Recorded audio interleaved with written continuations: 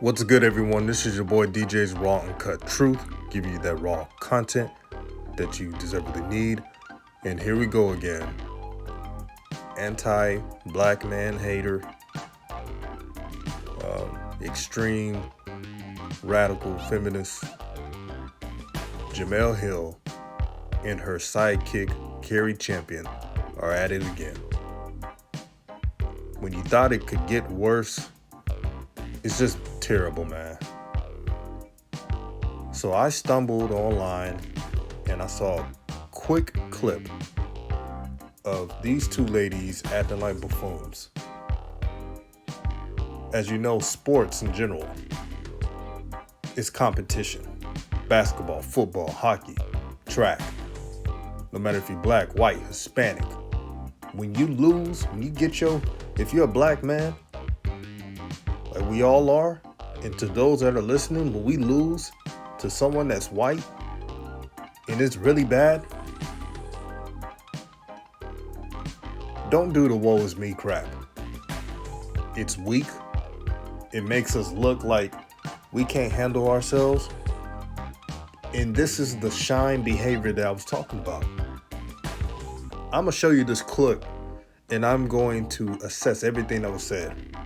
Was it racist to knock a black man out? That is the question of the No, week. stop asking me that. I said no. It's not racist. It's a shitty question. It's a sport. Why is it a shitty question? Why is it a shitty question? Because how does this have anything to do with race? It doesn't. It's a fine question. We got to wake you up. You got to be a part of this conversation. That's right. From seeing all that lets me know that Jemele Hill and Cari Champion have fallen from grace. Yeah, I may make fun of ESPN time to time or Undisputed, but for these two sisters to not elevate their game, their skill on interviewing is sad. These are women that have been in the game for years.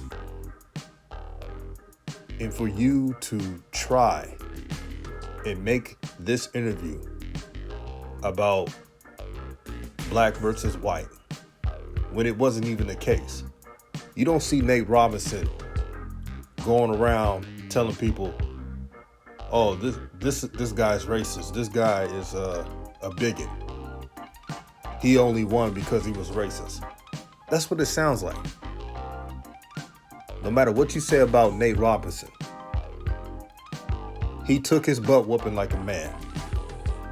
And I'm glad that Nate Robinson is healthy. I'm glad that he's able to make it to his family, his kids.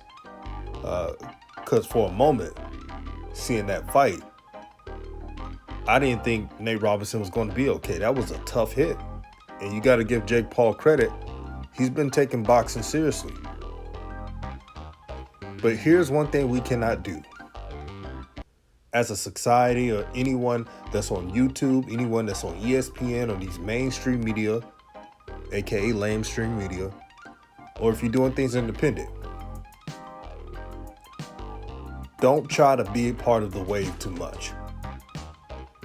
It takes away from the brothers and sisters who are out there in the streets trying to create change for the society, who are doing grassroots organizations.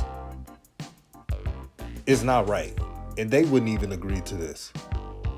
They would literally tell those two sisters that, come on now. Now you're making everything a mockery. Competition is okay. Competition is great. It has winners and losers. It's a part of sports.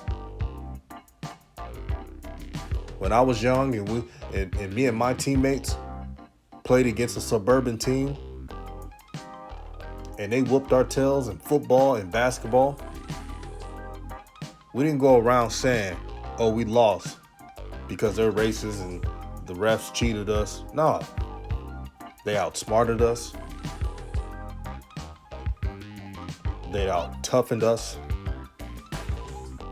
They were fundamentally sound. But this has become the new excuse age. Another why these two ladies cannot talk. Look at them being cozy up with that white guy. That guy right there used to work at ESPN.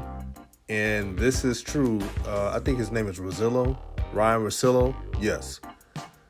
He used to date Cari Champion. I don't think people realize this, but Cari Champion barely dates black guys. Now, for those who are listening, you could date whoever you want. But here's my problem. You can't champion pro-black narratives, but you're sleeping white. Let me repeat that. You cannot champion pro-black narratives and you're sleeping white. These are only for the people who champion the pro-black narrative, but go home to a Sally or Eric. I'm talking about you guys. Because when someone looks at you, they can't even take you seriously because they know that you're a fraud. And I see why these two ladies have always dissed black men. They dissed LeVar Ball. They said LeVar Ball was egotistical, that he was a horrible father to his kids, that he ruined his kids' life, that he was the reason Jello stole in China instead of Jello being the reason for making an idiotic decision for being a young man trying to impress his friends. They went away from that. Instead, they called out LeVar, tried to emasculate him on national television. And the reason why Don Skipper in the ESPN organization allowed them to do this, because one, they didn't like LeVar. Number two, they hate anything masculine from black men. And as for Jemele Hill, she's the number one usual suspect of the anti-black woman, black men clan. Now she's with a black man right now, but before it, she was dabbling in the white chocolate while going on TV dissing brothers. But since she married a black man, she feels like she has the excuse to keep going. I remember she retweeted an article a while back saying that straight black men are the white supremacists of today's time. She retweeted this. But you see Shines still defending her while she still disses you and your manhood. To all the real sisters and all the real women out there, I want to say thank you guys for being above what today's woman is, for being a good mother, for taking care of your kids, for showing your sons that they could grow up to be kings, for showing their daughters that they could grow up to be respectable. These are the women we all need in our times, not these two on this picture.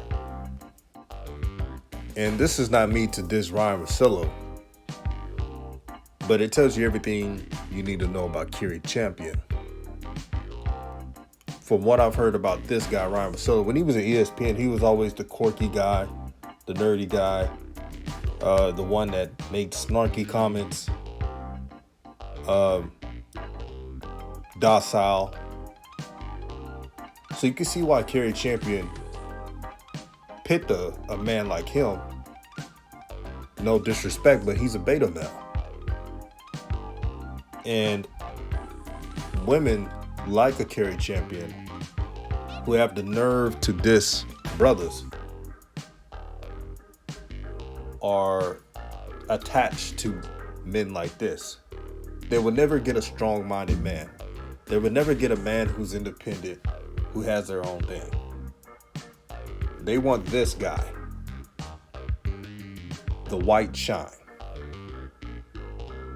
And when I made this video, this is not an anti-white or pro-black sentiment. This is pro-truth. And what they did to Jake Paul was embarrassing to all of sports media. And even though he's a YouTube celebrity, he's pretty much half celebrity, half athlete. He's got a couple wins on his belt. You can't take that away from him. But I'm sure this will be the last interview that Jake Paul ever does with those two. It's the main problem in 2020. We have a weak mindset, and I'm saying all of us in the world, we're weak mentally. We can't take our losses well, and we make excuses. Jake Paul won because Jake Paul trained. Jake Paul took boxing seriously. He wanted to prove a point because there was a lot of people saying that Nate Robinson was going to beat his ass. A lot of people. While those two chicks are being snarky with their comments, Jake Paul just received the biggest of all bags. He's about to fight Floyd Mayweather. A lot of people are saying that match shouldn't happen, but it's an exhibition, and the brother Jake Paul brings in money. It's nothing personal, it's business. So while those two chicks could hee ha ha the whole time, Jake Paul will be stacking his bread. And that's the ultimate silencer. All praise to the Most High. Like, share, subscribe to the channel. Thank you for all the love. Peace.